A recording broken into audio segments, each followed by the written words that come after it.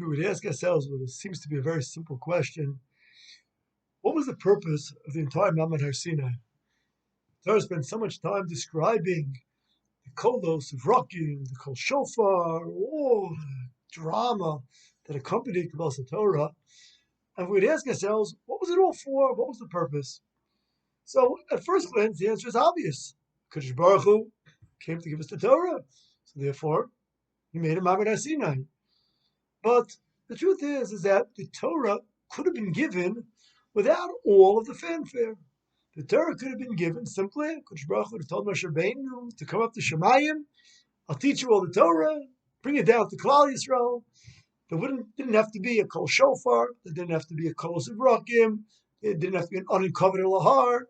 None of that was really necessary for the giving of the Torah proper. So there must have been another reason for what is described in such great detail in Parshas Yisro.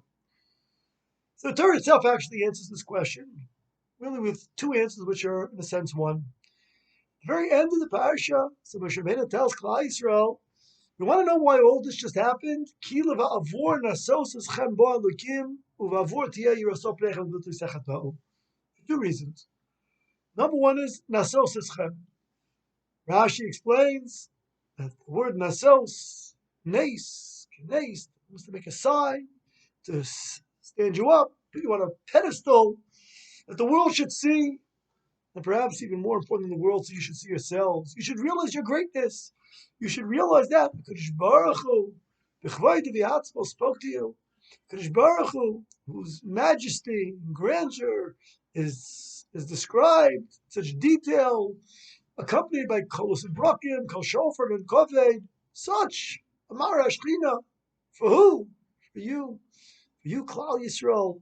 Wow, that should fill you with a true, intense pride. That should fill you with a mission, with an understanding, a cognizance of just how great you are and what you can accomplish. That was the reason for our Sinai, to instill confidence and greatness and majesty in the Jewish people. And yet, in the same moment, Moshe Rabbeinu says, and by the way, you know why else it never happened in such a manner? Instill in you your Shemayim. Chazal comment,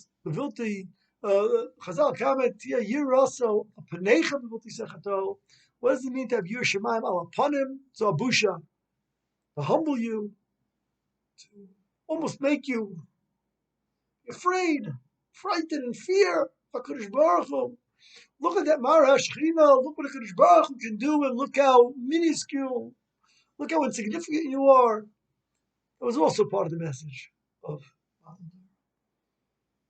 now we understand exactly why Torah happened the way it happened, for two reasons. To glorify you and to put you, in a sense, back in place. But aren't those two messages contradictory? What was it? Is it to pick Klal Yisrael up?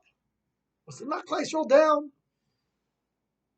The answer is, it's a combination of the two. The greatness of a person has to constantly be tempered and measured with with an acknowledgement of just how insignificant the person is. And yet, at the same time that a person feels that off of Efer, Pushal upon him, it's time to think again, wait a second, just how great am I? Nasis Ischem. I am great. Kadosh Baruch Hu spoke to me. Kadosh Baruch Hu gave me His Torah and trusted me with His Torah. It's a tremendous boost of confidence. These are the two messages that we walk through life. Musar say that a person has to be able to have two pieces of paper in his pocket at the same time.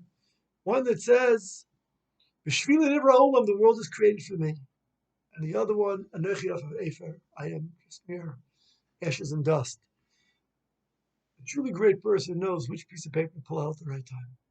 A person has to walk this tightrope to be able to fuse the two messages because they're not contradictory, they're complementary. Kadosh Baruch Hu's greatness in turn entrusts us and puts us into a position of greatness as well. And yet Kadosh Baruch Hu's greatness also puts us in our proper place in terms of not being haughty, not becoming balagaiva. As we Kabbalah Torah this week, reading the Psukim of Mamad Asina, Pashas Yisro, these two messages come to life for us, and these two messages have to be our guidelines throughout our existence. How to simultaneously realize our greatness and yet not quote unquote let it get to our heads.